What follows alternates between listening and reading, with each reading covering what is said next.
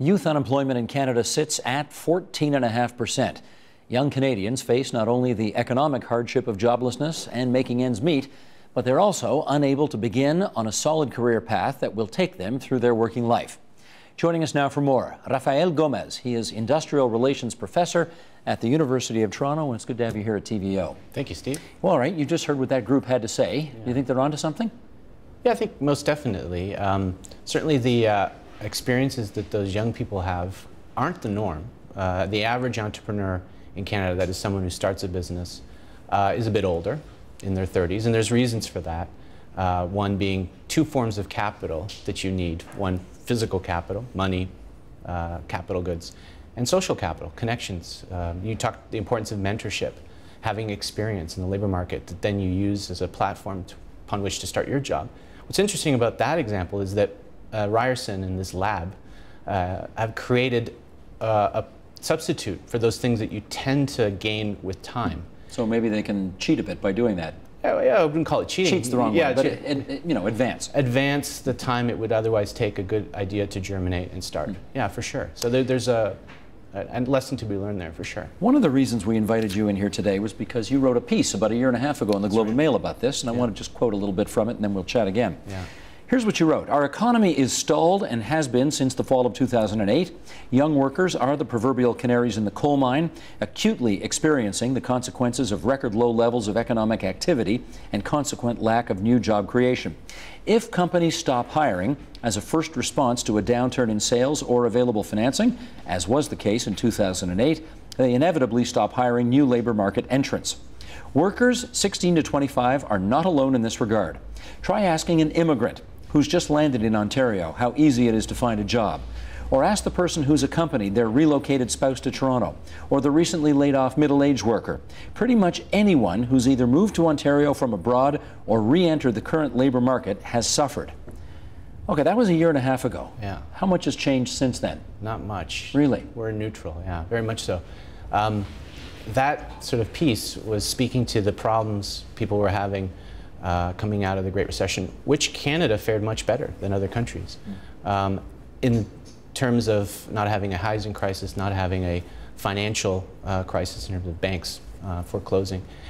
But it did mean that our growth took a big hit. And when companies don't feel that there's an opportunity to expand in the future, they hold on to their cash, as Mark Carney was admonishing our companies, and Flaherty for that matter. Dead money, they call it. Dead money. But there's a reason for it. They're uncertain about the future. There's a weakened aggregate demand for their goods and services. So naturally, they're not going to hire. So if you're, the key about youth unemployment is they are one of many people who are entering the labor market for the first time. An immigrant doing that, a laid-off worker.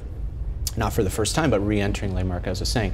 Immigrants to Canada, their unemployment rate is 16%, close to 17% in Ontario. Well, that raises a question for me. We are very, not just on this program, but obviously as a society, quite focused on youth unemployment and the problems that presents. Yeah. But if you're an immigrant, or if you're the spouse of, or if you're somebody who's been laid off and trying to get back in, do you particularly shed extra tears for the youth who can't get jobs when you can't either? Well, yes, you should, because if there are policies that are properly aimed at sort of stimulating growth as a byproduct creates jobs through, see, companies aren't set up, and you saw it here, they aren't set up for the purposes of hiring people.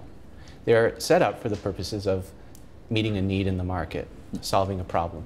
As a byproduct, they create jobs. So we always talk about this in our labor market courses. You know, labor workers are a derived demand. They are derived from what you're doing in the market. So if the market is growing and we have sufficient policies in place that create economic growth, if you see the unemployment rate for youth go down, it's likely that the immigrant unemployment rate is also going down, that the unemployment rate for a laid-off worker will also go down. So they all trend the same way.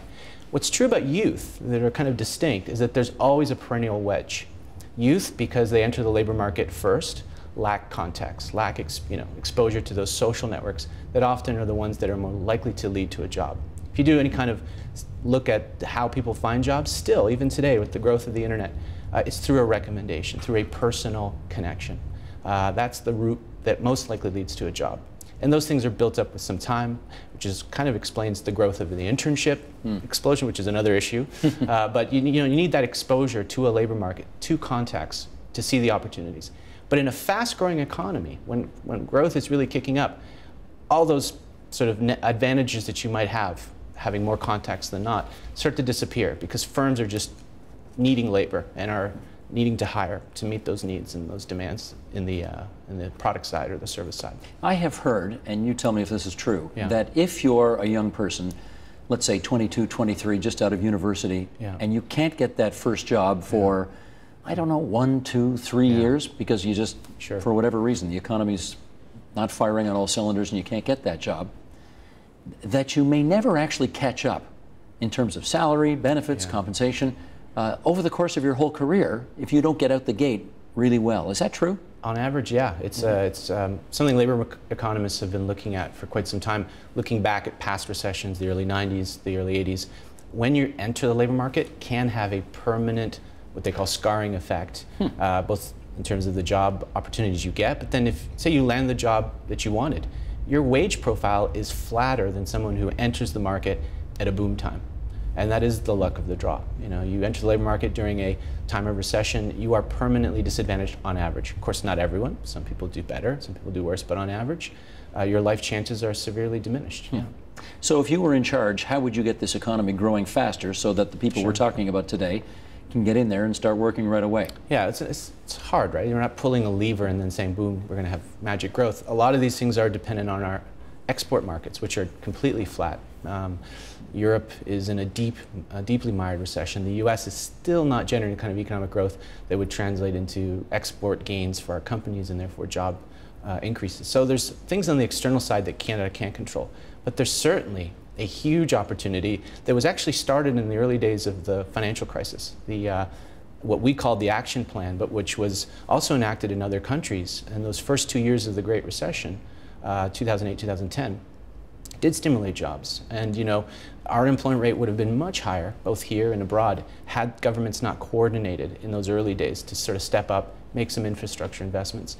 There's a good stat that you can find online. It's sort of the per capita public stock. And that just means per capita public stock. Exactly. So per capita public stock, it means how much investment has been made in public infrastructure of all kinds, roads, telecommunication, schools, hospitals.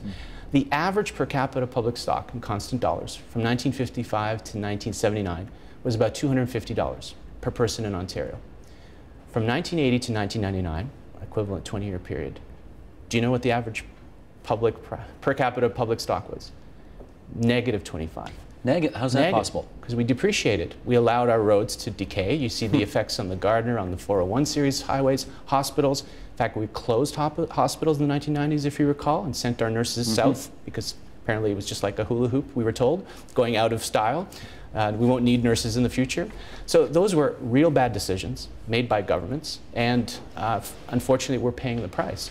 So our capacity to grow, you know, Toronto hasn't done all that bad, you know, given the global economic dislocation, but how much faster could we have grown if we'd made those investments in those subways and that public infrastructure that was already on the table, that was being built? We had boring machines along Eglinton that were filled up by a prior government, and those were mistakes. And that capacity needs to be rebuilt. Rafael Gomez, I can tell you didn't vote for Mike Harris, but that's another story for another program. Maybe I was too young. No, I'm anyway, that's our time, and it's good of you to come into TVO today and help us out with this. Thanks.